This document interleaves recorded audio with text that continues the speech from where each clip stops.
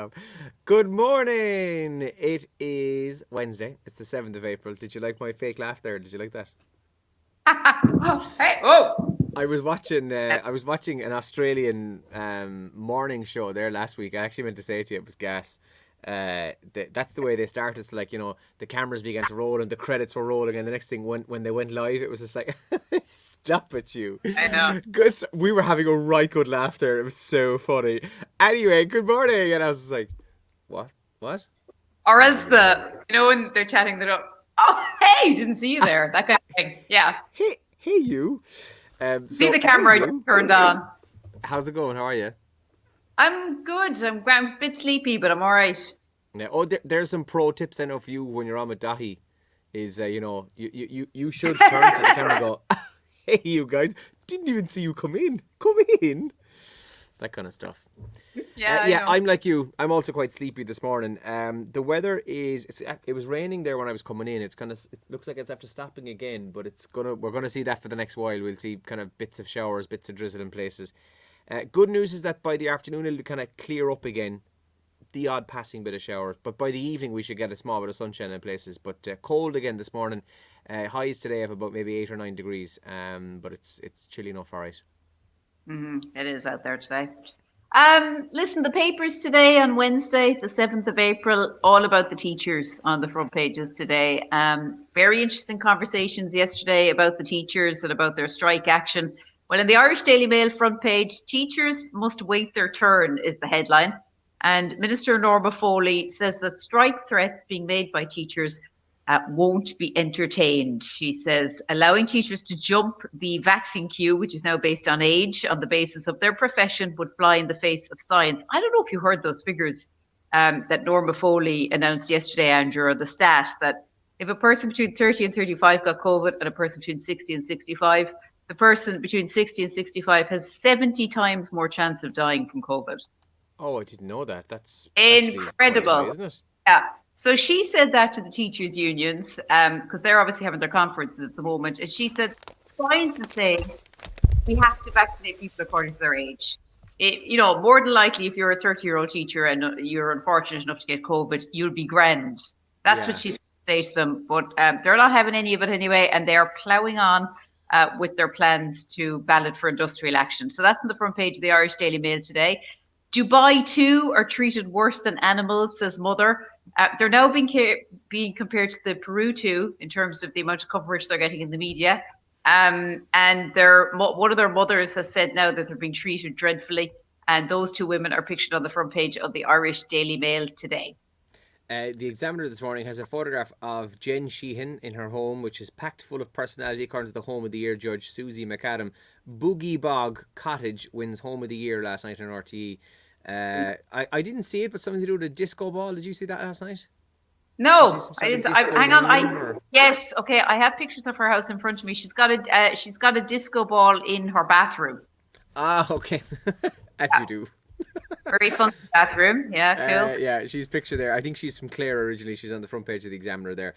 Main story, though, as you mentioned, Elaine, is about teachers today. Foley refuses teacher vaccine demand. Unions to consider balloting members for industrial action as the teachers' unions and government are on a collision course after the Education Minister, Norma Foley, refused to move teachers back up the vaccine priority schedule, and a possible cap on the numbers allowed into the country. Stephen Donnelly, pictured there, the health minister, is considering placing a cap on the number of people allowed enter the country if the hotel quarantine system becomes under pressure.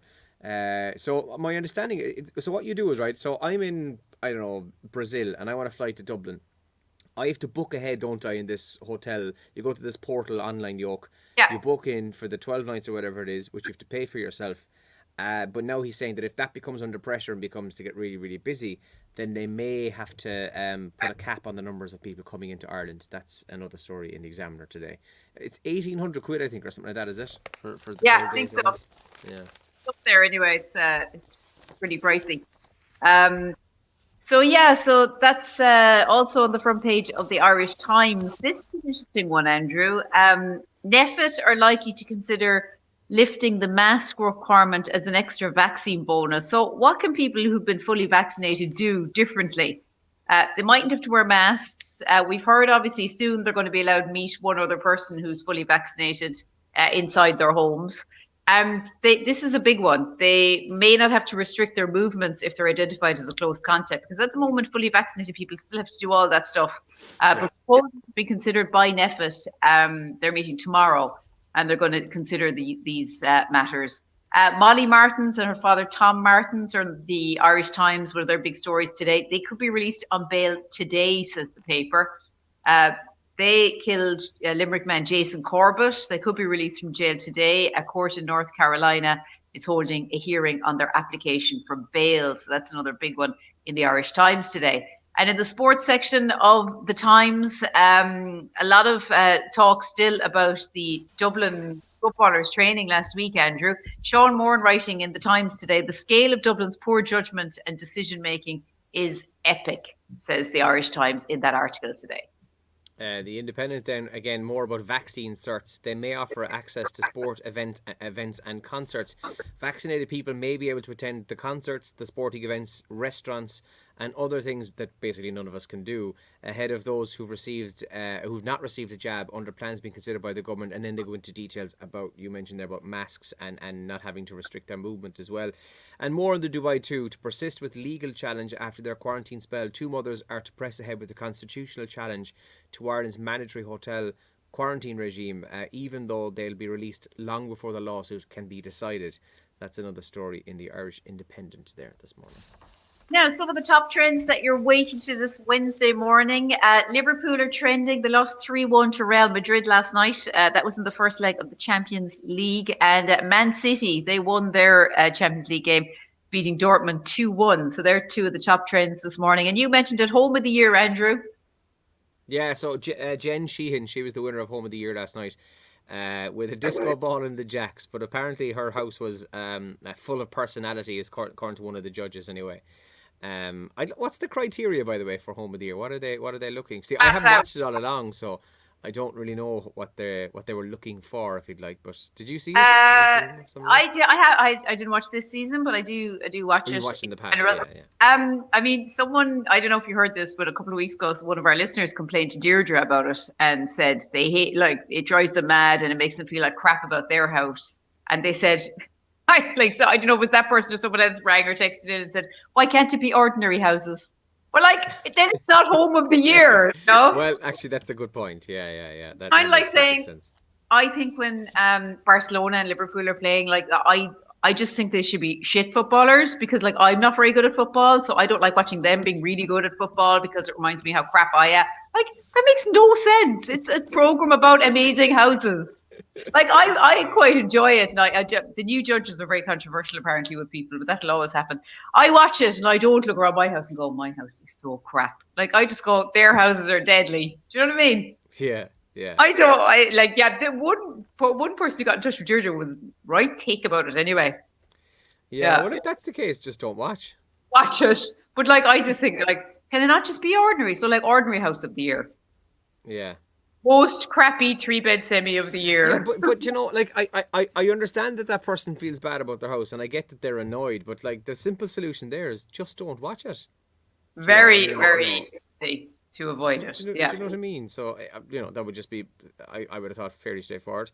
And Star Trek is trending as well. Picard season 2 had its trailer release yesterday, and people are talking about that online this morning. Come here, I just saw you pick up your cup there. That's a coffee, I take it, is it? Yeah, that's a coffee. It's my e-cup. I love it. Look. Oh, give us a look. It's the one where Oh, yes, Bernie gave us those. Bernie gave it. Yeah. Did you get one too? Bernie gave us them. Did you get one? Yeah, I got an A one. I thought it was just me. Okay. Oh, that's kind of ruined Christmas for you there now. Yeah, we both got them. I actually have a warning for you about that mug. Right, go on. What? Don't put it in the microwave. Sure, Jesus, there's gold all over it. I know. Yeah, goes Hansel, goes Bim. Couple of Bernie fingers there a few weeks back. But then after all that, after cooling the handle down, after kind of going, oh Jesus Christ, I then took a sip and realised that there's the gold rim, as you just said. You burnt the mouth out myself. But that would have been like a firework display in the microwave if you'd watched it. Do you know what it was? It was actually just a hot chocolate. We were just putting the milk in just to give it the hot chocolate. So it was in there, I'd say, 20 seconds, if even. Were you watching it?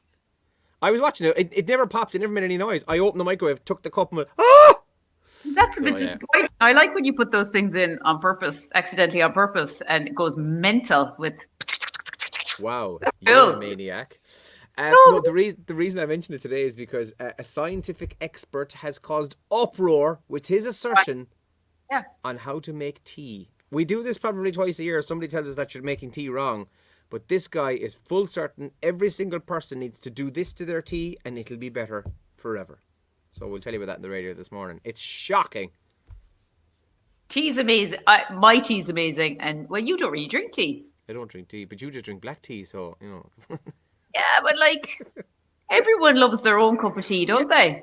agreed, agreed. I have made myself tea in the past and thought, nice, and I don't even drink tea. Yeah.